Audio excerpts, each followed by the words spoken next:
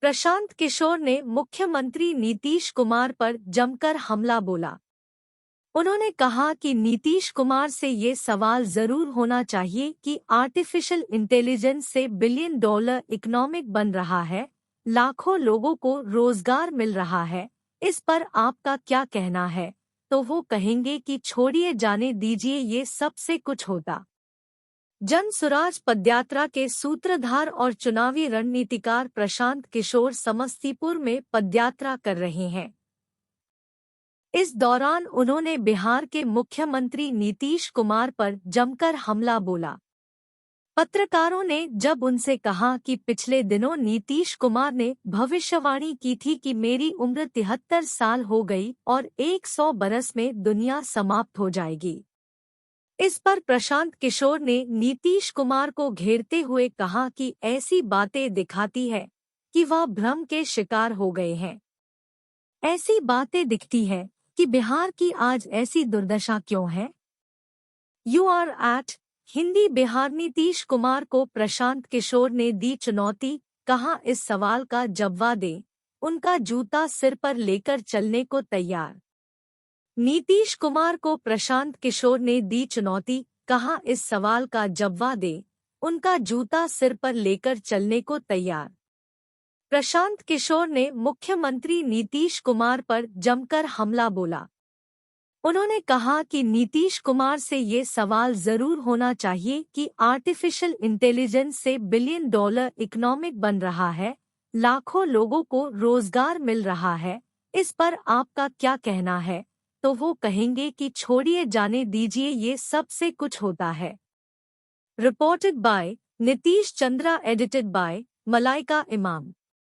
Updated on 13 August 2023 20:40 IST। Follow us Prashant Kishor India TV Hindi. Image source PTI।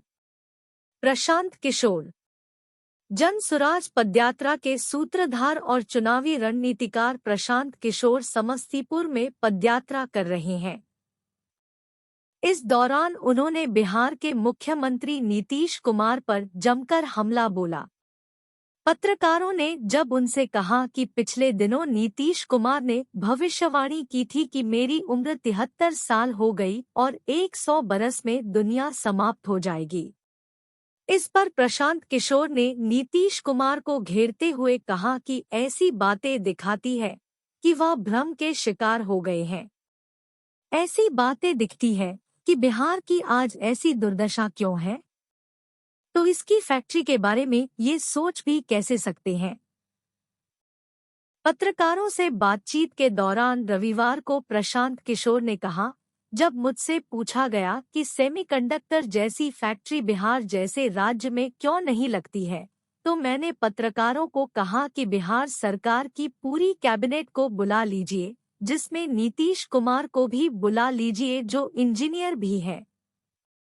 Nitish Kumar अगर बता दें कि सेमीकंडक्टर होता क्या है, तो हम उनका जूता अपने सिर पर लेकर चलने को तैयार हैं।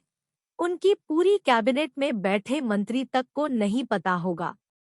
जब बिहार में मंत्रियों को पता ही नहीं होगा कि सेमीकंडक्टर होता क्या है, तो इसकी फैक्ट्री के बारे में ये सोच भी कैसे सकते हैं? आज बिहार में जो मुख्यमंत्री है, उनको तो मालूम ही नहीं है कि ये सेमीकंडक्टर क्या चीज है। इस आदमी ने पूरे बिहार को अनपढ़ और मजदूर बना दिया। उन्होंने आगे कहा, नीतीश कुमार से ये सवाल जरूर होना चाहिए कि आर्टिफिशियल इंटेलिजेंस से बिलियन डॉलर इकोनॉमिक बन रहा है, लाखों लोगों को रोजगार मिल रहा है, इस पर आपका क्या कहना है? तो नीतीश कुमार कहेंगे, छोड़िए, जाने दीजिए, ये सबसे कुछ होता है। उनके हिसाब से नहीं होता होगा, सिर्फ 400 रुपए वृद्धा पेंशन देने से होगा। 10 साल पहले साइकिल बांटे कि उससे बिहार की तरक्की होगी। इस आदमी ने पूरे बिहार को अनपढ़ और मजदूर बना दिया। नीतीश कुमार जैसे लोग चाहते हैं कि बिहार अनपढ़ बना रहे, तभी इनको और इनके 9वीं पास तेजस्वी यादव जैसे आदमी को अपना नेता मानेंगे। प्रशांत किशोर ने कहा, आज दुनिया आर्टिफिशियल इंटेलिजेंस की बात कर रही है कि कैसे इसका इस्तेमाल कर लाखों लोगों को नौकरी मिल सकती है, हजारों बिलियन डॉलर खड़ी की जा सकती है। बिहार जैसे राज्य के मुख्यमंत्री कह रहे हैं कि मोबाइल का प्रयोग करने से दुनिया खत्म होने वाली है। ऐसी चीजें दिखाती हैं कि बिहार की ये दुर्दशा क्यों है। नीतीश कुमार जैसे लोग 1960 में ही जी रहे हैं।